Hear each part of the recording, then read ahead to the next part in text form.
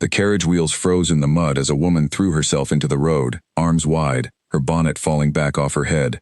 The horses reared, screaming, and the driver hauled on the reins so hard his shoulders cracked. Inside the carriage, Duke Alaric Vane was thrown forward against the seat, his cane clattering to the floor. For a moment there was only the sound of hooves scraping stone and his own heart pounding in his ears. He pushed the door open himself, before the footman could reach it, and stepped down into the mud without thinking of his boots. The woman was already on her feet, chest heaving, glaring at him with an anger he had not seen directed at him in years. Most people who looked at him now looked away quickly, or bowed too low, or whispered behind gloved hands. This woman did none of that. She looked straight at him as if he were an ordinary man who had done something unforgivable. "Are you mad?" he said. "I could have killed you. Then you would have had one more death on your conscience. And everyone in this town already believes you have enough," she said. The words landed like a slap. He felt his jaw tighten. Behind him, the footman was murmuring apologies to no one in particular, and the driver was trying to calm the horses, and somewhere beyond the hedgerow a dog was barking at the commotion. But the Duke heard none of it. He heard only her. "Who are you?" he asked. "Eleanor Bray," she said. "My mother is Margaret Bray. Perhaps that name means something to you. Perhaps it means nothing, because men like you never remember the families you ruin." He opened his mouth to answer, but she was already speaking again, faster now, as if she had rehearsed this moment 100 times, and feared she would lose her courage if she stopped. "You are leaving England tonight. Everyone in this town knows it. You think you can climb onto a ship and sail away from everything you have done, and none of it will follow you. But my mother is dying, Your Grace. And the reason she is dying is a debt your family created and never paid. If you leave tonight, she will not live to see the harvest." The Duke stood very still. Rain had begun to fall, light and cold, gathering on the brim of his hat. He was a tall man, still young despite the gray that had crept early into his dark hair, and he wore his exhaustion the way other men wore mourning clothes, as something he could not take off even if he wished to. He had spent the last 3 months arranging his affairs so that he could leave this country and never return, and in 3 months no one had stopped him. Not his solicitor, not his household, not even his own cousin, who wanted nothing more than to see him gone. And now, on the very road to the harbor, a young woman in a patched wool cloak had stepped in front of his horses and stopped him with nothing but her voice. "I know nothing of any debt," he said, though even as he said it, a small cold feeling moved through his chest, the feeling of a man who suspects he is about to be told something he does not want to know. "Of course you don't," Eleanor said. "Your father made certain of that before he died. But the paper exists. I have seen it. My mother has kept it for 11 years, waiting for someone with the power to make it right, and you are about to sail away before she can ever ask you." The footman stepped forward, clearing his throat. "Your Grace, the tide will not wait," Captain Rourke said. "Be quiet," the Duke said, not unkindly, but with enough weight that the footman fell silent immediately. He looked at Eleanor Bray properly for the first time. Her hands were red from the cold, her cloak too thin for the weather, her boots worn through at the toe. She did not look like a woman who invented stories to gain sympathy from strangers. She looked like a woman who had run out of other options and had chosen, in desperation, to risk her life beneath the wheels of a duke's carriage, rather than watch her mother die without trying. "Show me the paper," he said. "It is at my home." "Then take me there." Eleanor blinked, as if she had not expected him to agree so quickly, as if part of her had planned only to stop the carriage, and had not thought beyond that single act of defiance. "You would delay your ship for this?" "I have delayed nothing yet," the Duke said. "I am merely asking to see the truth before I decide what to believe." Lord Percival Hale, who had ridden alongside the carriage on his own horse the entire journey from the estate, chose that moment to trot forward, his expression carefully arranged into concern. He was the Duke's cousin, older by 6 years, with a smile that never quite reached his pale eyes. "Alaric," he said, using the familiar name in front of a stranger, which the Duke noted with quiet irritation. "You cannot possibly mean to entertain this. The girl threw herself in front of your carriage. She could be anyone. A thief, a madwoman. This could be a trick to delay you long enough for some other scheme to unfold. Then you may ride ahead to the harbor and tell Captain Rourke I will be delayed," the Duke said, without looking at him. "The tide, Alaric. The tide will still be there tomorrow, Percival. My father's debts apparently will not wait so long." Something flickered across Percival's face, gone so quickly that only a very attentive observer would have caught it. But Eleanor caught it. She had spent years watching the faces of men who owed her family something and did not wish to pay it, and she recognized the particular tightness around Percival Hale's mouth. It was the look of a man who had just heard something he very much did not want said aloud. "Very well," Percival said smoothly. "I only wish to protect you from further grief, cousin. You have suffered enough this year." "Then protect me by finding out the truth," the Duke said, and turned back to Eleanor. "Lead the way, Miss Bray. My carriage is at your disposal, though I suspect you would rather walk than sit beside me." "I would rather see my mother's debt paid," Eleanor said. "I can manage sitting beside anyone for that." They climbed into the carriage together, and the door shut behind them with a sound that felt, to both of them, more final than either wanted to admit. The horses started forward again, no longer toward the harbor but back down the road, toward the small cottage on the edge of town where Margaret Bray lay in a narrow bed, coughing into a handkerchief that had once been white. Inside the carriage, the silence stretched long and uncomfortable. Eleanor sat with her hands folded tightly in her lap, staring out the window at the passing hedgerows, refusing to look at him. The Duke studied her instead, the sharp line of her jaw, the exhaustion beneath her eyes that no amount of youth could fully hide, the way her shoulders held themselves straight even though every other part of her seemed to be barely holding together. "You are not afraid of me," he said finally. It was not quite a question. Should I be? Most people are. They believe I am cursed, or that I killed my own wife, or both. They cross the street when they see my carriage. And yet you threw yourself beneath its wheels. Eleanor turned to look at him then, and for the first time her anger softened into something closer to curiosity. "I did not throw myself beneath anything, Your Grace. I stood in the road and trusted your driver to stop in time.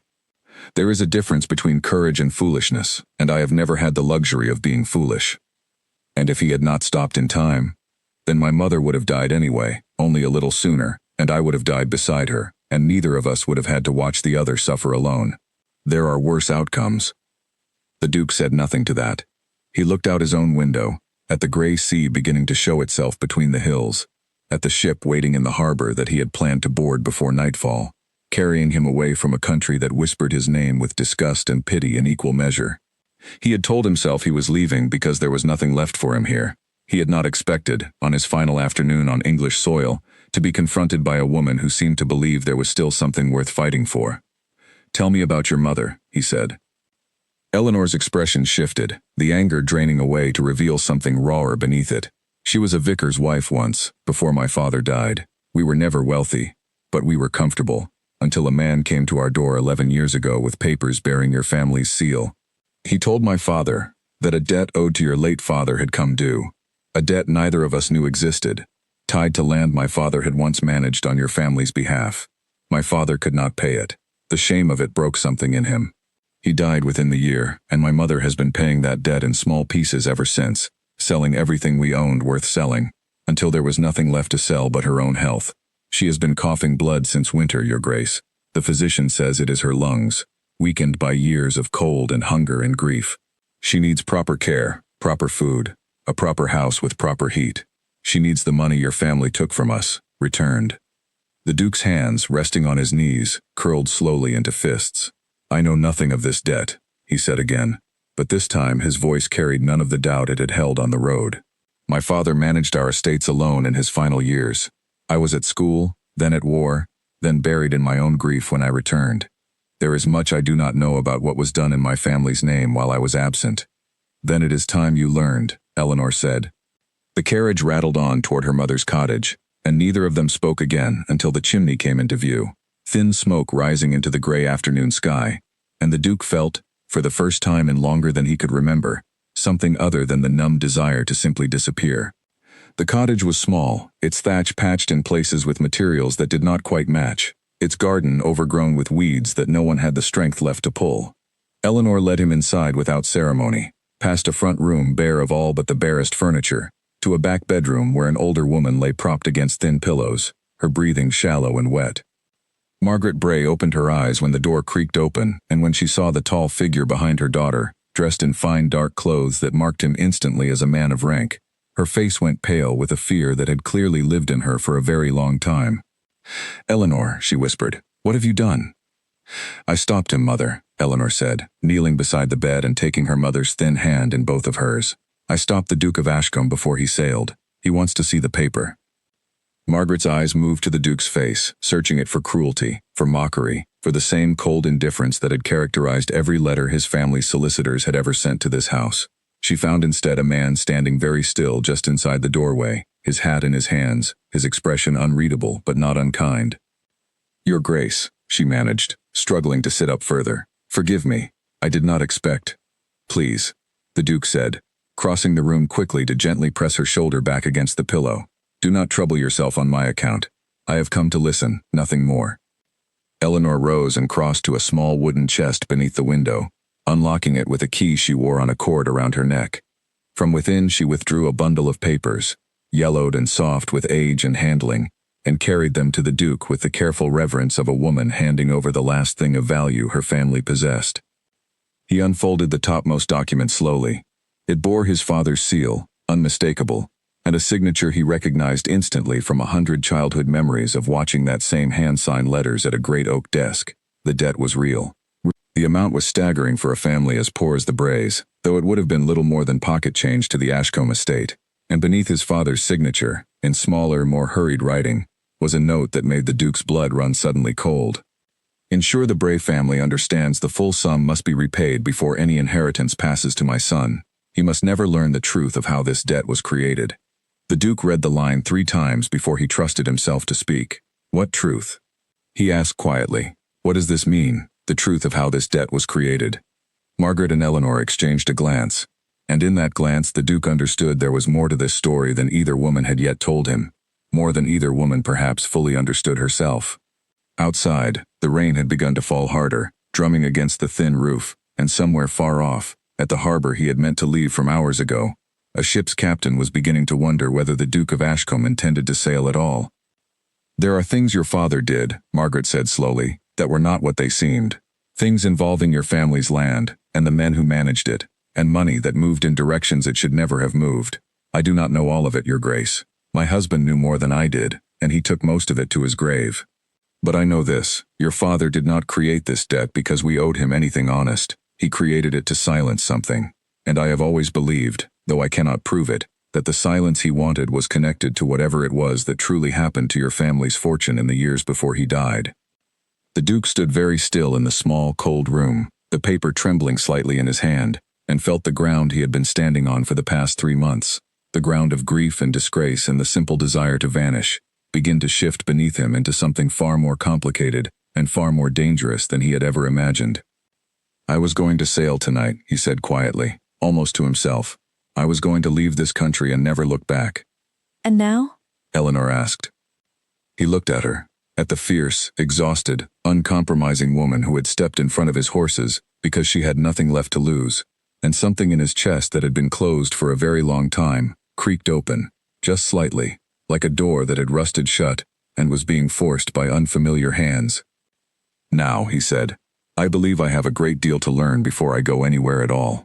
Outside, the rain continued to fall, and far away at the harbor, Captain Silas Rourke checked his pocket watch for the 3rd time in an hour, and told his first mate that the tide, and the Duke of Ashcombe, would simply have to wait. The Duke did not sleep that night. He sat in the small front room of the Bray cottage long after Eleanor had gone to check on her mother for the final time, staring at the papers spread across the rough wooden table by candlelight, reading his father's handwriting again and again, as though the words might rearrange themselves into something less troubling if he stared hard enough. "Ensure the Bray family understands the full sum must be repaid before any inheritance passes to my son. He must never learn the truth of how this debt was created." The sentence sat in his mind like a stone dropped into still water, sending ripples outward into every memory he had of his father, every assumption he had ever made about the man who raised him. When Eleanor returned to the front room near midnight, wrapped in a shawl against the cold, she found him still sitting there, his coat discarded over the back of a chair, his cravat loosened, looking more like an ordinary tired man than a duke. "You should sleep," she said. "The inn in town has rooms, though I imagine they are far beneath what you are accustomed to. I do not think I could sleep if you gave me the finest bed in England," he said. "There is too much I do not understand." Eleanor sat across from him, pulling her chair close enough that the candlelight caught both their faces. "Then let us try to understand it together. My mother told you what little she knows, but there may be more. My father kept a small book of accounts before he died, hidden things he never showed her, things she found only after his death and could not make sense of. I have never shown them to anyone." She rose and disappeared into the back room, returning a moment later with a slim leather book, its pages soft and curling with age. She placed it on the table between them and opened it to the first marked page. Rows of figures filled the paper, dates and sums and initials that meant nothing to the Duke at first glance, until Eleanor pointed to a column near the bottom. "These entries," she said, "all bear the initials PH. My father wrote beside them once, in the margin, that these were payments made without your father's knowledge. Payments to someone managing your family's northern estates while your father believed the land was earning nothing at all." The Duke leaned closer, his breath catching. P.H. Percival Hale. His cousin had managed those northern estates for nearly 15 years, ever since the Duke's father had grown too ill to travel that far from home, and ever since the Duke himself had been too consumed with grief and duty elsewhere to look closely at ledgers he trusted his own family to keep honest. "This cannot be," he said, though even as he spoke the words, 100 small, unremarked details from the past several years began rearranging themselves in his mind. Percival's sudden wealth after years of modest living. The urgency with which his cousin had always encouraged him to leave England rather than stay and fight the whispers that followed him. The way Percival had tried, on the very road today, to prevent him from ever seeing this cottage or hearing this story at all. "There is more," Eleanor said quietly. "My father wrote that the debt placed on our family, the very paper you read tonight, was created to cover a shortfall, money that had gone missing from your family's northern accounts. Money my father discovered when he was still employed to inspect those lands on your father's behalf. He found it, and rather than reward him for his honesty, someone decided it was safer to ruin him instead, to make him and his family so consumed with their own survival that no one would ever believe a poor, disgraced former land agent over the word of a Duke's trusted cousin." The Duke sat back slowly in his chair, the full shape of it settling over him like a heavy coat. His father had not created this debt out of cruelty toward a stranger. His father had created it, or been convinced to create it, to silence a man who had uncovered his own nephew's theft. And in doing so, he had destroyed an innocent family to protect a guilty one. "Why would my father protect Percival over the truth?" he asked, though he suspected he already knew the answer before Eleanor spoke it. "Perhaps because the truth would have meant scandal," she said. "Perhaps because admitting his own nephew was stealing from the estate would have meant admitting he had trusted the wrong man for years. And men of your father's position do not easily admit such things. Or perhaps there is something else entirely that neither of us yet understands. I only know what the ledger tells me, and it tells me your cousin has profited from lies for a very long time." The candle between them burned lower, its flame throwing long shadows across the small room, and the Duke found himself studying Eleanor's face in that dim light, the intelligence in her eyes, the way she spoke of ruin and grief with a steadiness that could only come from having survived both. He thought of his own grief, the year he had spent since his wife's death locked inside a house that felt more like a tomb, surrounded by servants who whispered when they thought he could not hear, by a town that believed the worst of him without ever asking for his side of anything. He had assumed the whole world had turned against him because he deserved it. He had never once considered that perhaps someone close to him had been working, quietly and patiently, to ensure that assumption took root. "I must speak with Percival," he said. "I must see the estate accounts myself, not the summaries he provides me, but the true ledgers, the original entries, before anything can be altered further." "He will not simply hand them over," Eleanor said, "not if what my father's book suggests is true. A man who has stolen for 15 years does not surrender easily." "No," the Duke agreed, "he will not, but he does not yet know how much I know, or how much you have shown me tonight. That gives us an advantage, however small." Eleanor studied him for a long moment, her earlier anger now replaced by something more complicated, a cautious respect mixed still with old suspicion. "Why do you care so much, Your Grace? An hour ago you were prepared to sail away from all of this. Now you speak of investigating your own cousin, of uncovering 15 years of theft. What changed?" The Duke considered the question seriously before he answered. "I told myself I was leaving because there was nothing left for me here. My wife was gone. My name was disgraced by rumors I could not disprove. My own household seemed relieved to see me go. I thought running was the only mercy left available to me. But you stopped my carriage today because your mother is dying, and you refused to let me leave without at least trying to make it right. If I sail away tonight, I am no better than the men who created this debt in the first place. I would simply be another Vane who ran from responsibility rather than face it." Eleanor's expression softened, just slightly, the hard edges of her exhaustion giving way for a moment to something almost like hope. "Then you will help my mother."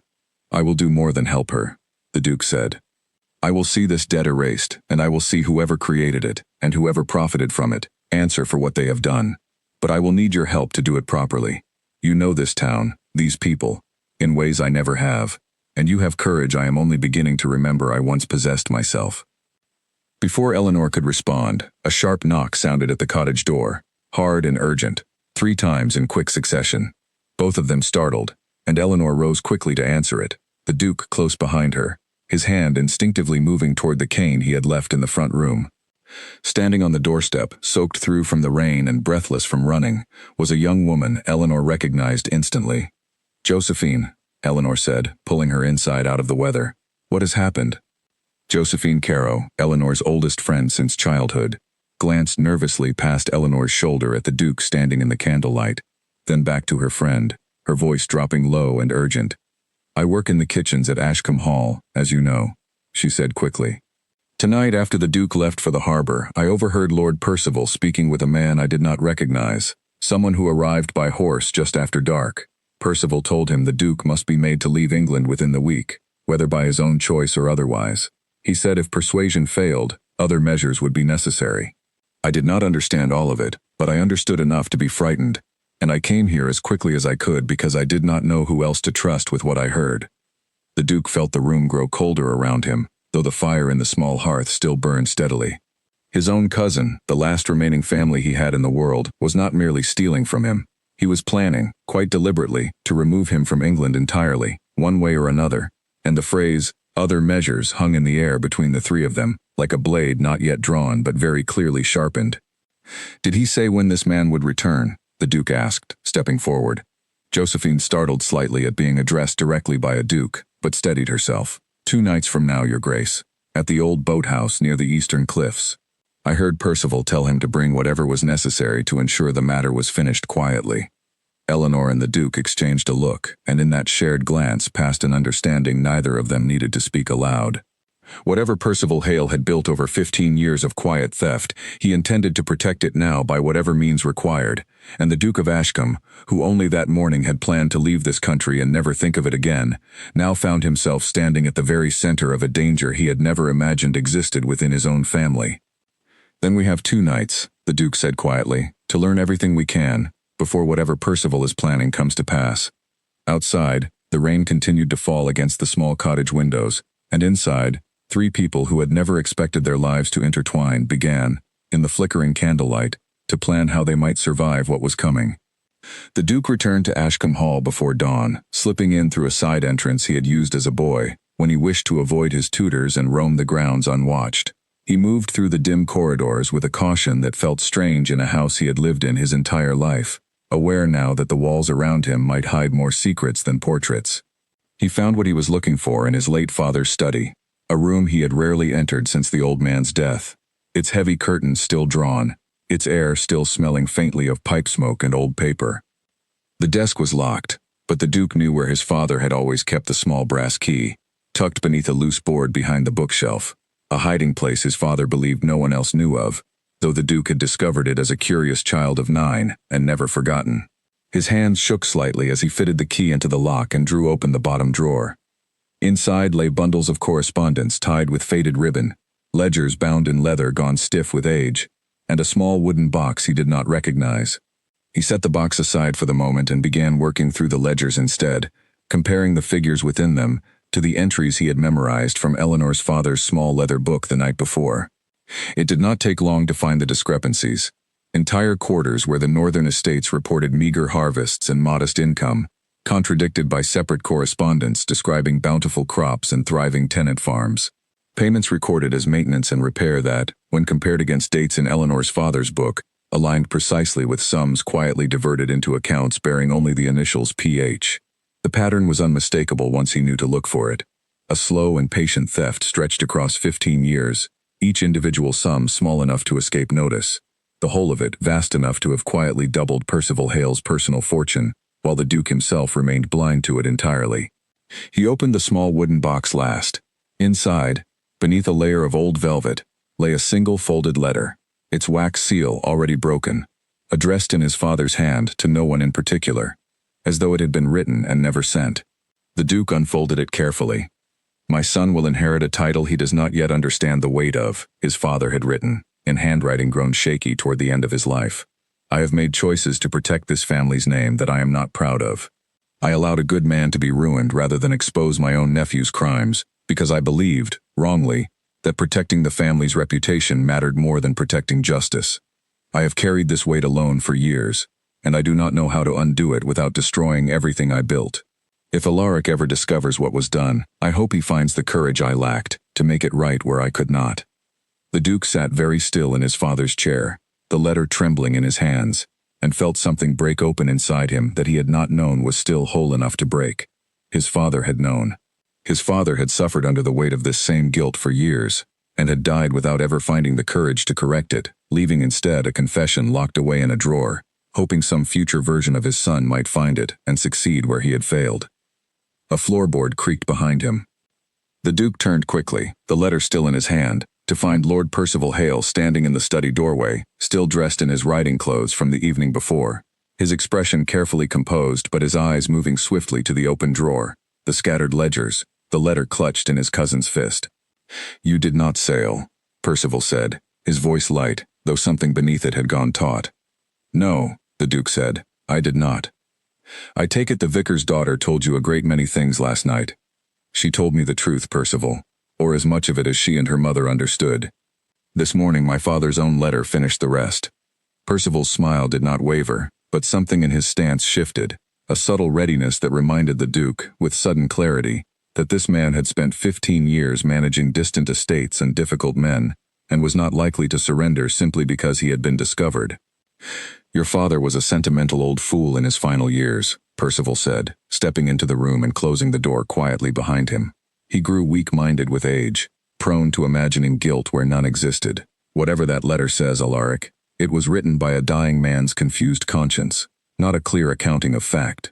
"The ledgers are not confused," the Duke said. "The dates align precisely with Eleanor Bray's father's own records. 15 years of income diverted from the northern estates into accounts bearing your initials. 15 years of a family destroyed to keep an honest man silent. This is not confusion, Percival. This is theft, and ruin, and very possibly worse." For a long moment, Percival said nothing at all. Then, slowly, the pleasant mask he had worn for years began to slip, revealing beneath it something colder and more calculating than the Duke had ever allowed himself to see in his own cousin. "You have no idea what it was like," Percival said quietly. "Watching you inherit everything simply because you were born to the right father, while I managed lands and tenants and harvests for a fraction of what you would one day possess without lifting a single finger. I built something with those years, Alaric. I earned every shilling I took, in ways your comfortable childhood never required you to understand." "You stole it," the Duke said, "and you allowed an innocent man to be destroyed to protect yourself, and his family has suffered for 11 years because of it. There is no earning in that, Percival. There is only theft, dressed up in whatever justification lets you sleep at night." Percival's jaw tightened. "And what do you intend to do about it? Drag your own cousin before a magistrate? Expose your family's 15 years of quiet corruption to every gossiping tongue in London? You have spent this past year desperate to escape the whispers that already follow you, Alaric. Do you truly believe this scandal will be kinder to your name than the one you were already fleeing?" "I no longer care what the scandal costs me," the Duke said, and found, as he said it, that he meant it entirely. "I care what it costs the family whose lives your greed destroyed. I care what my father's guilt cost him in his final years, alone with a confession he never had the courage to speak aloud. I will not repeat his mistake. I will not choose my own comfort over what is right, not again, not ever." Percival studied him for a long, silent moment, and something in his expression shifted from anger into something colder still, something closer to calculation. "You misunderstand your position, cousin," he said quietly. "I did not survive 15 years of managing this family's fortune by being careless. Whatever you believe you have discovered this morning changes very little. The ledgers you hold are copies. The originals were destroyed long ago. Your father's letter is the confused ramblings of a dying man, easily dismissed by anyone who wishes to protect the family name, which I assure you, the entire household staff and half the peerage will wish to do rather than see the Ashcombe name dragged through further scandal so soon after your wife's death. And the vicar's daughter who brought you all of this, Alaric, is a poor and desperate young woman with every reason in the world to invent a story that might see her family's debts erased. Who do you imagine a magistrate will believe, a duke's trusted cousin of 15 years, or a starving girl with nothing to lose? The duke felt a cold fury rising in his chest, but he kept his voice level, refusing to give Percival the satisfaction of watching him lose his composure. "Then it is fortunate," he said, "that I no longer require a magistrate's belief to know the truth for myself." "No," Percival agreed softly, "but you will require something rather more important before this is finished. You will require survival, cousin, and I would think very carefully, before you decide to make an enemy of me, whether that survival is something you can take for granted." The threat hung plainly in the air between them, no longer disguised by pleasant tones or careful smiles. The Duke thought of Josephine's warning from the night before, of the man arriving by horse after dark, of the words other measures spoken so casually in the kitchens of his own home. He thought of Eleanor, waiting at her mother's bedside, unaware that the danger she had walked into by stopping his carriage might now extend far beyond a simple debt. "Get out of my study, Percival," the Duke said quietly. "We will speak again when I have decided what is to be done." Percival held his gaze a moment longer, then inclined his head with mocking courtesy and withdrew, closing the door softly behind him, leaving the Duke alone once more with his father's letter, the damning ledgers, and the growing certainty that the danger threatening his family had only just begun to reveal its true shape.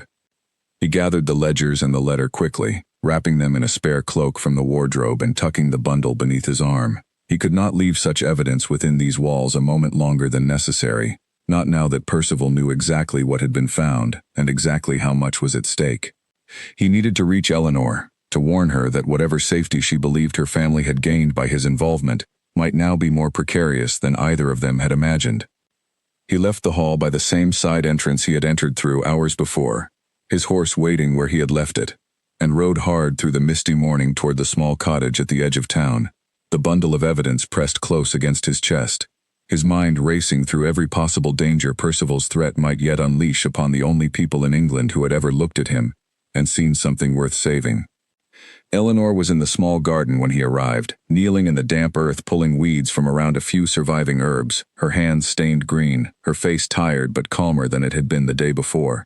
She rose quickly when she saw him ride up, wiping her hands on her apron, reading something in his expression that told her the news he carried was not good. "What happened?" she asked, before he had even dismounted fully. "Percival knows everything I know," the Duke said, swinging down from the saddle and pulling the wrapped bundle from beneath his arm. "He found me in my father's study this morning. He did not deny the theft, Eleanor. He justified it, and when I told him I intended to see it made right, he threatened me plainly. Not the ledgers, not the ruin of his reputation. He threatened my survival." Eleanor's face went pale beneath its weathered color. Then Josephine's warning was real. The man at the boathouse, the plans for 2 nights from now. This was never only about frightening you into leaving England quietly. He means to see you gone permanently, one way or another. "I believe so, yes," the Duke said grimly. "And if he is willing to threaten a duke so openly, I fear what he might be willing to do to a vicar's daughter and her ailing mother, who now know as much about his crimes as I do myself." Fear flickered across Eleanor's face, quickly suppressed beneath the same stubborn steadiness that had first drawn his attention on the road the day before. "Then we cannot simply wait 2 nights and hope to catch him unprepared. We must be ready before he is." They went inside together, and the Duke spread the ledgers and his father's letter across the same rough table where Eleanor's father's small leather book had rested the night before. Margaret, awake and propped against her pillows in the next room, listened through the thin wall as the two of them worked through the evidence piece by piece, cross-referencing dates and sums, building a case that grew more damning with every hour that passed. It was well into the afternoon when the Duke finally set down the last ledger and rubbed his eyes, exhausted in a way that went far deeper than mere lack of sleep. He looked across the table at Eleanor, who had barely paused all day, her focus unwavering despite the fear that had settled over both of them since morning. "You have not asked me about my wife," he said suddenly, the words surprising even himself. Eleanor looked up, startled by the shift in subject. "I assumed it was not my place to ask. Everyone else in this town has asked," he said quietly. "Not directly, of course. They ask in whispers behind my back, in sideways glances at church, in the careful way they avoid my eyes when I pass. They believe I killed her, Eleanor, or that I drove her to her death through neglect and cruelty. The truth is neither of those things, though I have never once tried to correct the rumor, because for a long time I believed I deserved whatever cruelty the town wished to heap upon me. Tell me," Eleanor said simply, setting aside the ledger she had been studying, and giving him her full attention. The Duke was quiet for a long moment, gathering words he had not spoken aloud in over a year. Her name was Catherine. We married for reasons that had little to do with affection at first, an arrangement between families, though I came to care for her deeply over the years we shared. She suffered from a weakness of the heart that no physician could properly treat, a condition she had lived with since childhood, one that grew steadily worse despite every care we tried to provide her. She died in her sleep one winter night, quietly, without pain, exactly as the physician had long warned us she eventually would. There was no scandal in her death, Eleanor. There was only grief, ordinary and devastating grief, the kind that comes to any household that loses someone beloved too soon. Then why does the town believe otherwise? Eleanor asked softly. Because grief made me strange, the Duke admitted. I withdrew from society entirely in the months that followed. I stopped attending church. I stopped receiving visitors. I let the household fall into disorder, because I could not bring myself to care about anything beyond my own sorrow. And in the absence of any explanation from me, the town filled that silence with the worst stories they could imagine. It was easier, I think, for people to believe I was cruel or guilty than to simply accept that a young woman had died of a condition no one could cure, because cruelty and guilt make for a far more satisfying story than simple, senseless tragedy. Eleanor reached across the table, hesitating only a moment before placing her hand gently over his. It was the first time either of them had touched since the moment on the road when she had grabbed his arm to steady herself after the carriage stopped, and the Duke found himself acutely aware of the warmth of her palm against his knuckles. I do not believe the stories, she said quietly. I have not believed them since the moment you agreed to see my mother's paper, rather than simply having me arrested for stopping your carriage. A cruel man does not delay his own departure to investigate a stranger's grief. A guilty man does not sit awake all night reading his father's confession by candlelight. Whatever the town believes, Your Grace, I believe something different. Something shifted in the Duke's chest at her words, a tightness he had carried for over a year loosening, just slightly, for the first time since Catherine's death. He turned his hand beneath hers, so that their palms met properly, and neither of them pulled away. You are the first person in a very long time, he said quietly, who has looked at me and seen something other than what the rumors describe. Perhaps because I have spent the last 2 days watching what you actually do, rather than listening to what others say about you, Eleanor said. Actions tell a truer story than gossip ever could. They sat together in comfortable silence for a long moment, the ledgers and letters forgotten between them, the weight of the coming danger momentarily set aside in favor of something gentler, something neither of them had expected to find in the midst of theft and threat and grief. It was Margaret's voice from the next room, calling weakly for her daughter, that finally broke the moment, and Eleanor rose reluctantly to attend to her mother, casting one last glance back at the Duke before disappearing through the doorway. The Duke remained at the table, gathering the evidence back into its careful bundle, his mind turning over everything the day had revealed. He thought of Percival's threat, of the man arriving at the boathouse in 2 nights, of whatever plan his cousin was constructing to ensure his silence permanently. He thought too of Eleanor's hand beneath his own, of the steadiness in her eyes when she said she believed him, and felt a fierce and unfamiliar determination settle over him. He had come to this cottage prepared to right an old wrong. He was leaving it, he realized, determined to protect something new as well. He did not know, as he rode back toward Ashcombe Hall that evening to gather what resources he could before the confrontation Percival had all but promised, that his cousin was already moving faster than either he or Eleanor had anticipated. In the hall's private study, Percival Hale sat alone, with a decanter of wine and a small vial he had procured years earlier from a physician willing to overlook questions in exchange for generous payment. He had planned, originally, to use it only if persuasion failed entirely, a final measure reserved for the direst circumstances.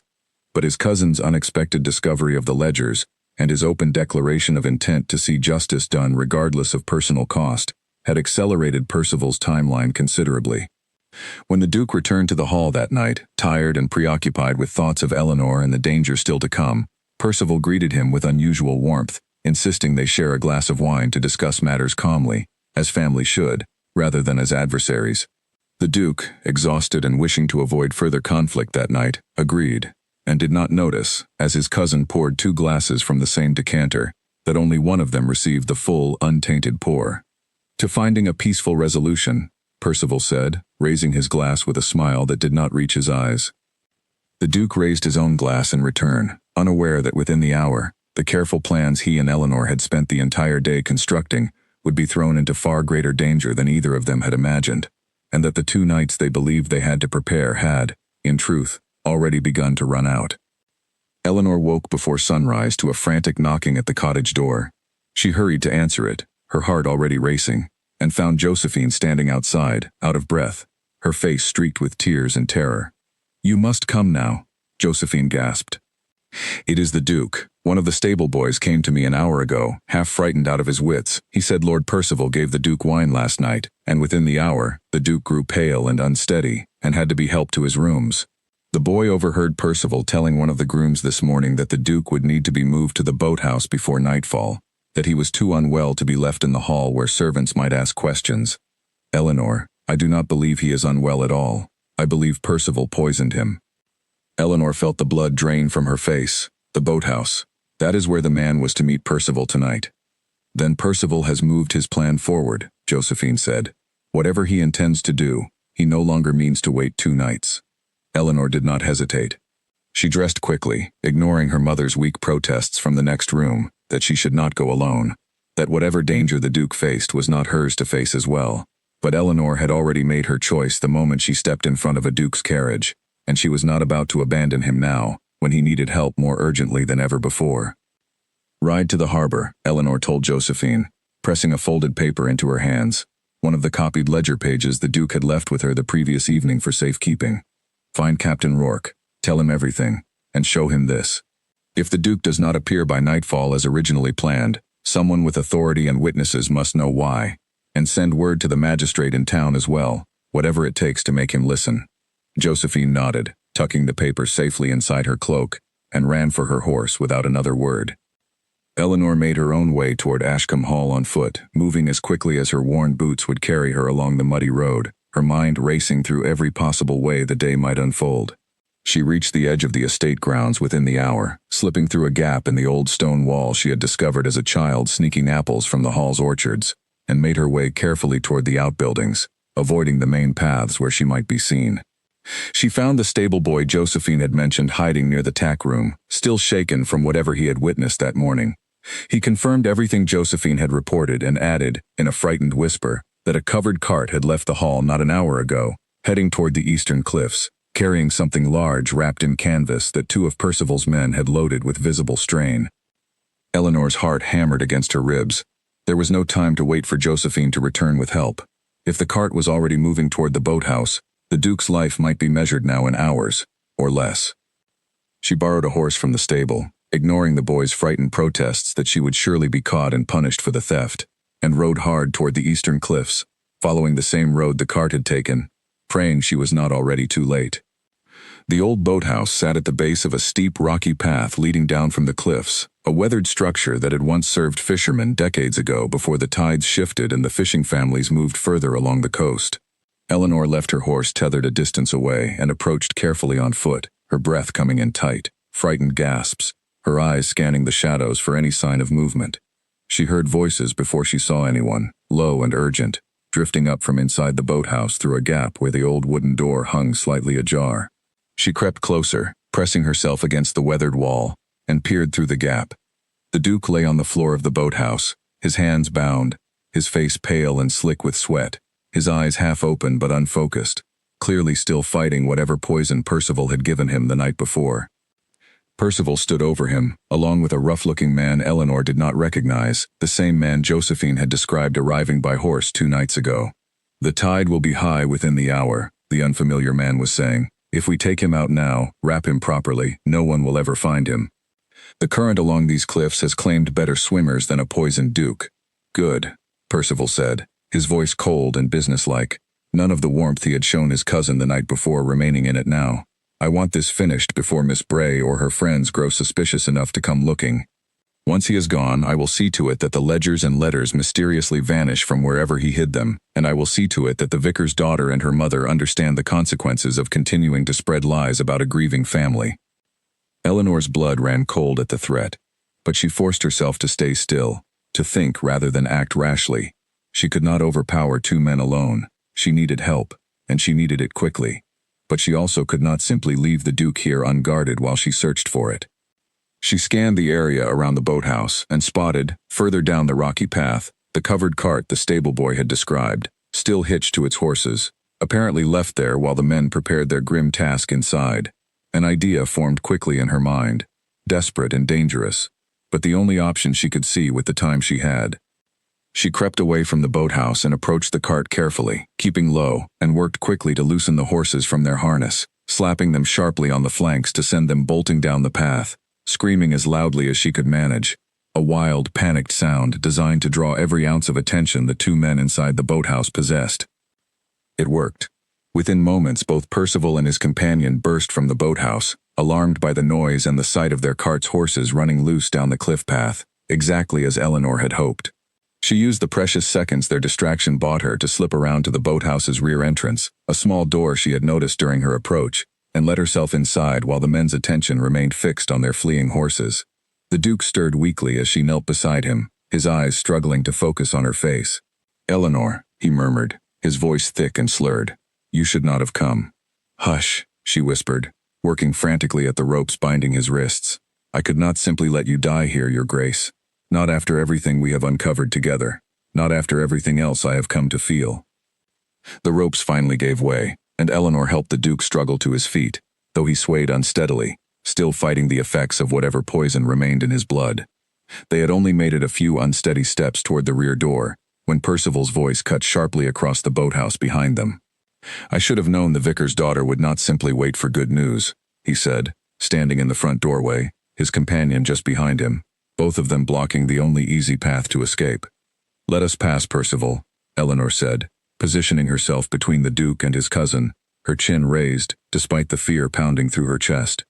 "Whatever you have done cannot be undone by adding my death and the Duke's to the ledger of your crimes." "On the contrary," Percival said coldly, "it is the only way to ensure the ledger of my crimes remains forever hidden. I have worked too long and too carefully to allow a poor vicar's daughter and a grief-mad Duke to undo 15 years of careful planning." He stepped forward, his companion moving to flank them from the other side, and Eleanor felt the Duke's weight shift heavily against her shoulder as his strength continued to fail him. She had bought them precious minutes, but she had not bought them an escape.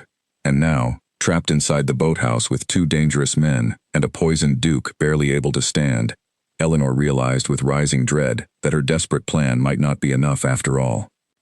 But even as Percival advanced, the sound of approaching hoofbeats echoed suddenly from outside, many horses moving fast along the cliff path, accompanied by shouting voices that Eleanor recognized with a rush of overwhelming relief. Josephine had reached Captain Rourke in time after all, and the captain, upon seeing the ledger evidence and hearing Josephine's frantic account, had wasted no time gathering men and riding hard for the eastern cliffs, bringing with him not only his own crew but the town magistrate as well, roused from his morning breakfast by news too serious to ignore.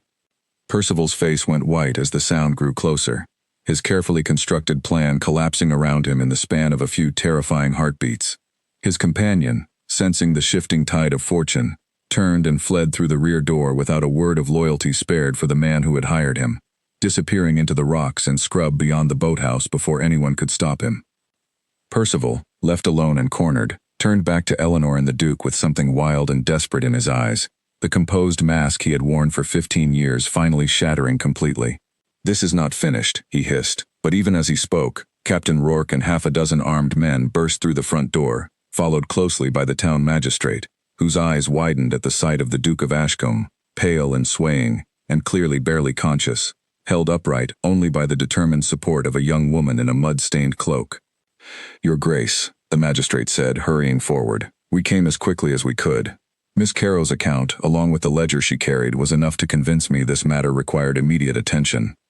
The Duke, fighting to remain conscious, managed a weak but genuine smile in Eleanor's direction before his knees finally gave way entirely, and it was Captain Rourke's strong arms that caught him before he could fall, easing him gently to the ground while shouting for someone to fetch a physician immediately.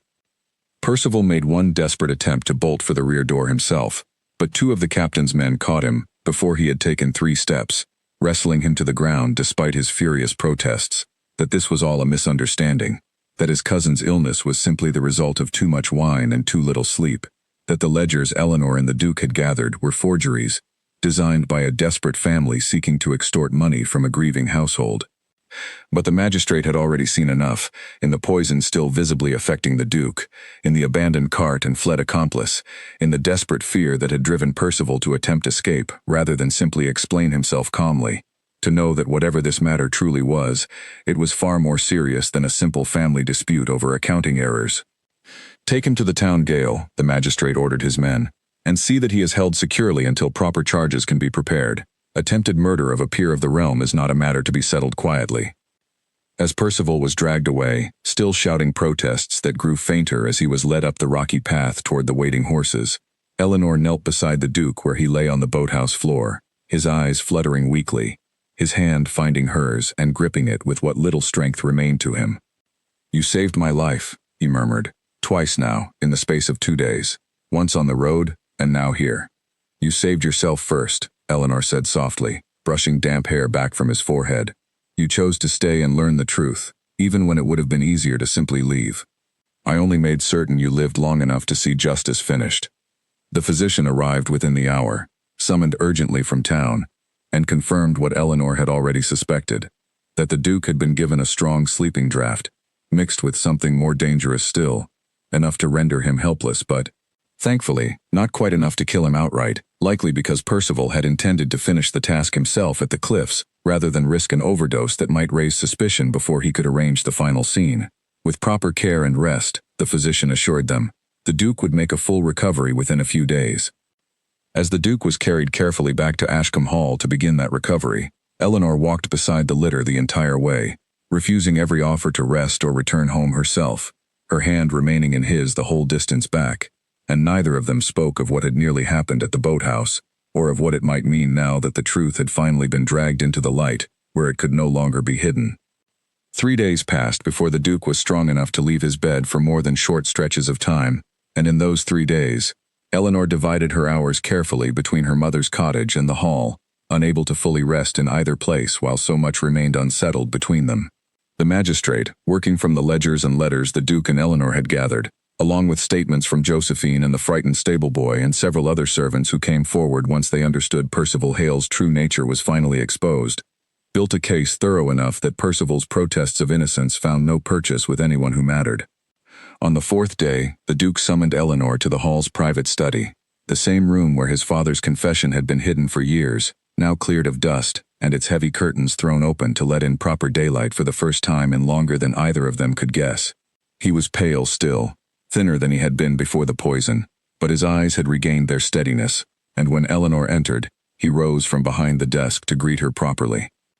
"I have spent the last 3 days arranging matters that should have been arranged years ago," he said, gesturing for her to sit in the chair across from him. "The debt placed upon your family is erased entirely, along with formal documentation acknowledging it was never legitimately owed in the first place.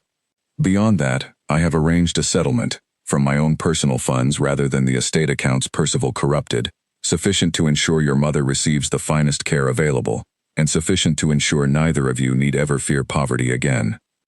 Eleanor's eyes filled with tears she had been too exhausted and too frightened to shed during the terrible days before, tears now finally given permission to fall now that the danger had passed, and something like safety had settled over her family for the first time in over a decade.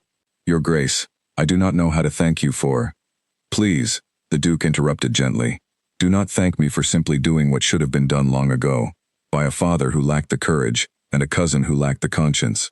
You are the one who stopped a carriage on a muddy road, and refused to let a coward escape his responsibilities. Whatever thanks are owed here, Eleanor, they are owed to you, not to me."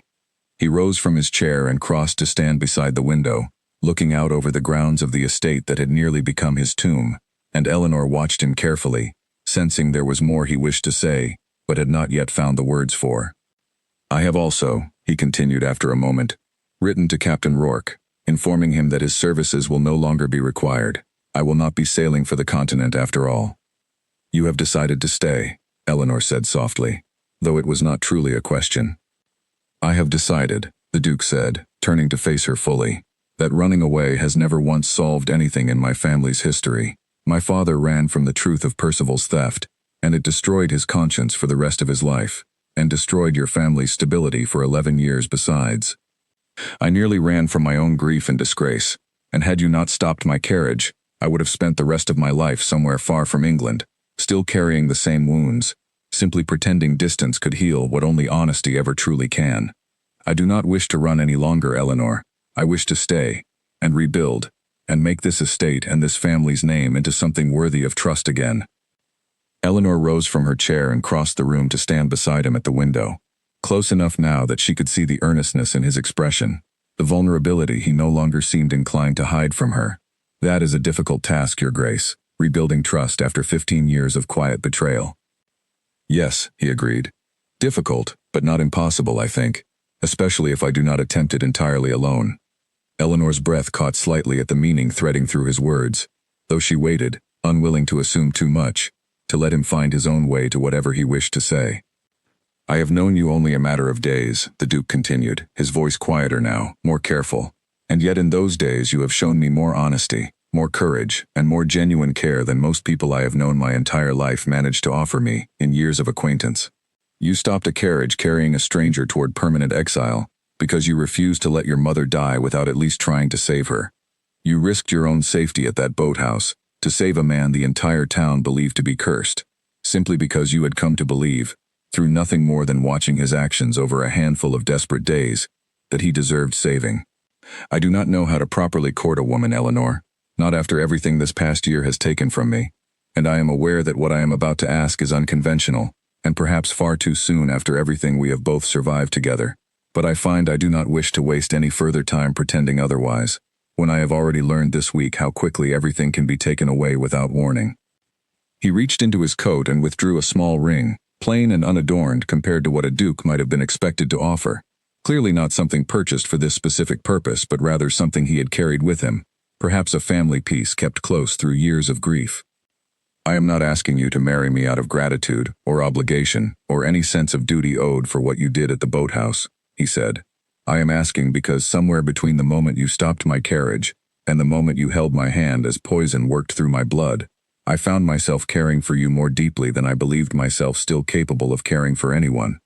Will you marry me, Eleanor Bray, not because a duke requires a duchess, but because I cannot imagine facing whatever comes next in my life without you standing beside me to face it? Eleanor stared at the ring, then at his face, searching it one final time for any trace of the cold indifference or hidden cruelty the town had once whispered about, and finding instead only the same honest, exhausted hope she had come to recognize over these past extraordinary days. Yes, she said simply, her voice thick with emotion she no longer tried to hide. Yes, I will marry you, Alaric, not because you are a duke, and not out of any debt you believe you owe me, but because somewhere in these past few days, standing beside you through danger and discovery and grief, finally spoken aloud, I found myself caring for you as well, more than I ever expected to care for anyone again, after watching my father die under the weight of your family's cruelty. I believe, truly, that you are nothing like the men who came before you. The Duke slipped the ring onto her finger with hands that trembled slightly. Whether from remaining weakness or overwhelming emotion, neither of them could say, and when he drew her carefully into his arms, mindful still of his healing body, Eleanor rested her head against his chest and felt, for the first time and longer than she could remember, something close to genuine peace. Word of Percival Hale's crimes spread quickly through the town in the days that followed, and while some whispered still about the scandal touching the Ashcombe name, far more spoke with growing admiration of the Duke who had chosen, in the end, to stay and face the truth rather than flee from it, and of the vicar's daughter, whose courage on a muddy road had ultimately saved not only her own family but an entire estate from further ruin. The magistrate's investigation, thorough and unflinching, uncovered the full extent of Percival's 15 years of theft, along with clear evidence connecting him to the hired man who had fled the boathouse and was eventually caught trying to leave the country himself, arrested at the very harbor the Duke had once planned to depart from. Margaret Bray, freed at last from the crushing weight of a debt she had spent 11 years believing would follow her to her grave, and given access finally to proper physicians and proper care, began slowly to recover strength no one had expected her to regain. She lived to see her daughter married that autumn in a modest ceremony at the same small church where Eleanor's father had once preached, attended by a town that had, in the space of a single dramatic week, entirely reconsidered everything it believed it knew about the Duke of Ashcombe. Josephine Carew, whose courage in riding for help had proven as vital to the day's outcome as Eleanor's own desperate plan at the boathouse, was rewarded with a permanent position overseeing the Hall's household staff, a role she filled with the same quiet loyalty and sharp attention that had once saved the Duke's life. Captain Rourke, whose willingness to listen to a frightened kitchen maid's frantic account had proven equally crucial, remained a lasting friend to the Duke and his new Duchess in the years that followed. Always ready with a tale of the morning he had abandoned a scheduled voyage to gallop instead toward a cliffside boathouse and a Duke's uncertain fate. As for the Duke himself, he threw himself in the months that followed into the careful work of rebuilding what Percival's theft had damaged, restoring proper accounting to the northern estates, ensuring every tenant and worker who had been shortchanged over 15 years received fair and honest treatment going forward, and slowly, patiently, rebuilding a reputation that had once seemed beyond repair.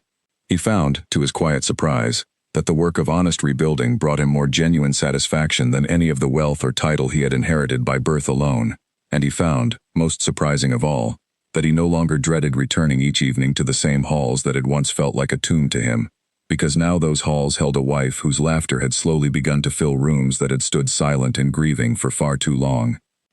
A year passed, and the road leading from Ashcombe Hall toward the harbor looked much the same as it always had, muddy in the autumn rains, lined with the same hedgerows, winding past the same fields where tenant farmers now worked land that finally returned to them the fair wages their labor had always deserved. But the carriage that traveled that road no longer carried a man fleeing his own disgrace. It carried, on a bright morning in late September, a Duke and Duchess returning from a visit to Margaret Bray's new cottage, a proper house with a proper hearth and glass windows that let in the light, gifted to her by a son by marriage who had grown, in the space of a year, to love her nearly as fiercely as Eleanor herself did. Margaret had grown stronger with each passing season, the crushing weight of poverty and debt lifted so completely from her shoulders that the physicians who examined her now spoke with cautious optimism of years still ahead of her, rather than months. She had watched her daughter's wedding with tears of disbelieving joy, and she had watched, in the months since, as the small, broken family she had feared would end with her own death, instead grew and flourished into something she had never dared hope to see. The Duke, whom the town now called by his given name with genuine warmth rather than fearful whispers, had spent the year proving, through patient and consistent action, that the man Eleanor had glimpsed on that first muddy afternoon was no illusion. He rose early each morning to review the estate accounts himself, refusing ever again to leave such matters entirely in another's hands, no matter how trusted that hand appeared to be. He walked the tenant farms personally, learning names and faces and the particular struggles of each family under his care, determined that no one working his land would ever again suffer silently while a vein looked the other way. He rebuilt, brick by careful brick, a reputation that scandal and grief had once seemed to have destroyed beyond repair. And Eleanor, now Duchess of Ashcombe, found herself settling into a life she had never once imagined possible during the long, hungry years of her family's ruin. She continued to visit her mother often, unwilling to let wealth or title change the fierce loyalty that had carried them both through their darkest days together. She spent her mornings working alongside the estate's steward, learning the full scope of managing lands and accounts and tenant welfare, determined that whatever mistakes had allowed Percival Hale's theft to continue unnoticed for 15 years would never again find purchase within Ashcombe's walls, while she had breath left to prevent it. Percival himself remained in a distant prison, his trial concluded months earlier with a conviction that left little room for the sympathy he had once tried to claim from anyone willing to listen. He had attempted, throughout his trial, to paint himself as a wronged man, cheated of an inheritance he believed rightfully his own, but the sheer weight of evidence, the ledgers and letters and eyewitness accounts, along with the damning testimony of the man caught fleeing the harbor who readily confessed everything in exchange for leniency, left the magistrate and jury unmoved by his protests. He would spend many years reflecting, in a cell far from the comfortable estates he had once quietly plundered, on the cost of choosing greed over honesty, and betrayal over loyalty to the family that had trusted him. On the anniversary of the day Eleanor had first stopped the Duke's carriage, the two of them rode out together along that same stretch of road, not toward a waiting ship this time, but simply for the pleasure of remembering how far they had traveled together since that startling muddy afternoon. The Duke stopped the carriage himself at the exact spot where Eleanor had once thrown herself into his path, and helped his wife down to stand beside him, on the very ground where their lives had first collided. "Do you ever regret it?" he asked her, smiling as the autumn wind stirred loose strands of her hair. "Throwing yourself in front of a stranger's carriage, risking everything on nothing more than desperate hope." Eleanor laughed, a warm and easy sound that had grown far more frequent in the years since her mother's health had begun its slow recovery, since the fear that had once colored every waking moment of her life had finally begun to fade into something gentler. Never once, she said, though I will admit, Your Grace, that I did not expect stopping a carriage to end with becoming a duchess. I expected, at best, to secure enough coin to keep my mother alive through another winter. And instead you secured rather more than that, the Duke said, drawing her close against his side, as they looked out together over the fields stretching toward the distant gray line of the sea. A husband, who very nearly did not survive to appreciate the gift you gave him. A cousin exposed and imprisoned for crimes 15 years in the making, a mother restored to health, and a town that has finally learned the difference between the whispered stories it once believed about a grieving man, and the honest truth it can now see for itself in the life we have built together. I secured a great deal more than I ever expected from a single desperate act on a muddy road, Eleanor agreed softly. Though I think, if I am honest, the greatest gift was never the debt erased or the title gained. It was learning that courage, even foolish, desperate courage, can sometimes change the entire direction of a life, not only my own, but yours as well. They stood together for a long while at that spot, watching the wind move through the fields, listening to the distant cry of gulls carried inland from the harbor, where a ship had once waited to carry a broken, grieving Duke away from everything he believed he had lost. That ship had long since sailed without him, carrying other passengers toward other destinations, while the Duke of Ashcombe remained exactly where he belonged, on the muddy English road, where a determined young woman had once refused to let him disappear. As the sun began its slow descent toward the sea, casting long golden light across the fields, the Duke helped his wife back into the carriage, and this time, when the horses started forward, they moved not toward exile or escape, but simply toward home, toward the hall where Josephine would have supper waiting, where the tenant farms now thrived under honest management, where the halls no longer echoed with grief and silence, but with the steady, hopeful sound of a family finally, fully rebuilt. And in the years that followed, whenever travelers passed along that same stretch of coastal road, some among the older townsfolk would point out the exact spot where it had all begun, telling newcomers the story of the Duke who was leaving the country forever, and the fierce young woman who stopped his carriage, and changed, in the space of a single muddy afternoon, the entire course of both their lives.